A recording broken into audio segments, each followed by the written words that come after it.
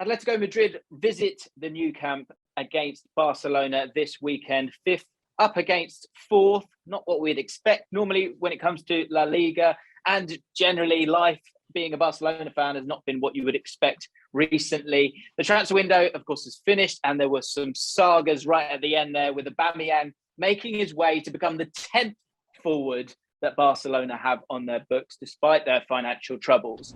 Hugh, going into this game, how do you feel about Aubameyang? Is he a striker that they truly needed? And if they did need him, do they actually need him long term?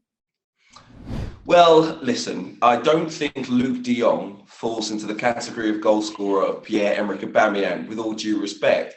Yes, he has. Braithwaite? How about Braithwaite? Martin No, Braithwaite? no, come on. They don't. Come on. They don't fit into the same bracket as a Pierre Emerick Aubameyang. If they get the best out of him, playing down the middle, then of course he's going to have a huge impact there. He still scores goals. I mean, I don't think there's ever been a real question mark over his ability to finish. No, there hasn't.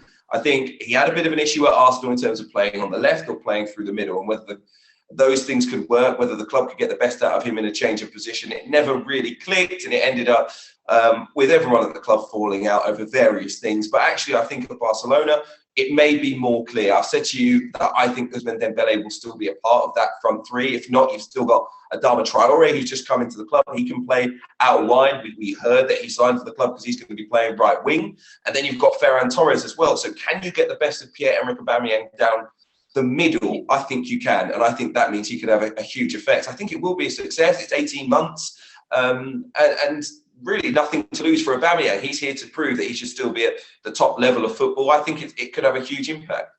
Do you really think Dembele is going to play another minute for Barcelona?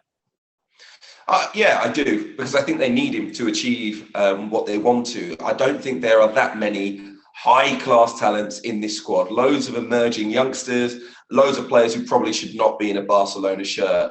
I think Ousmane Dembele is maybe somewhere in between in terms of his quality and impact, but ultimately on his day, he's a player that they need. And whether they like it or not, he's at the club and they're paying his salary. And at some point, they're going to have to use him. I just find it to be pretty immature now. The January transfer window has gone. He's obviously not going to stay at the club. So why not use him while you've got him? And they will need him. There'll be injuries. I just don't see any way how. I'm not going to say he's going to start every single game. I don't see any way how he doesn't play a single minute. Yeah, I'll be surprised if he does. The reason I say that is because, as I say, yes, the quality of the depth that you've got here when we look at these 10 forwards, even the quality ones that they, I think, want for the next 3-4 years, the likes of Ansu Fati and Ferran Torres.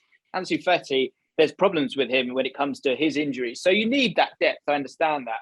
But with that in mind, I think they get to the end of the season, and I don't think Dembele plays another minute for Barcelona. And I think Adama Traore might have been part of that thinking and part of that feeling that, okay, if we bring in Adama Traore, that's another reason why you should try and move on Dembele. But of course, it hasn't come to be. It looks like he's probably got a move in the summer set up.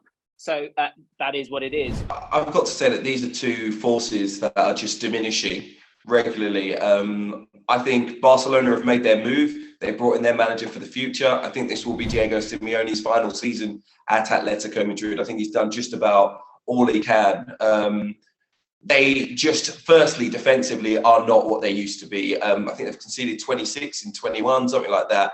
Far too many goals for a Diego Simeone side. They've lost that bite. I know they won this game 2-0 in the reverse fixture earlier on this season, but once again, as you mentioned, Barcelona dominated the ball, and it was two sucker punches really from Atletico Madrid on the counter-attack in particular. But that was Ronald Koeman's Barcelona. That was a different Barcelona. And I think this time around, the Barcelona side, I think, will win the game. I just don't see how Atletico Madrid are going to keep creating regular chances to win enough matches. I actually think Barcelona are getting better, and they will probably be the side that finishes in the top four.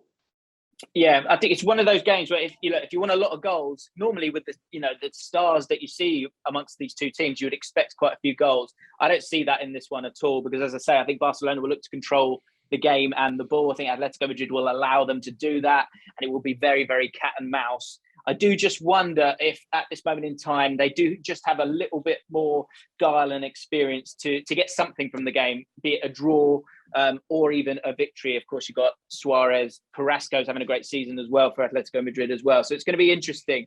Very, very interesting. Very Atletico, very Barcelona, very old school in that sense. But I agree with you. Feels like the quality has gone a touch, but I'm going to go for a bore draw. Sorry, guys.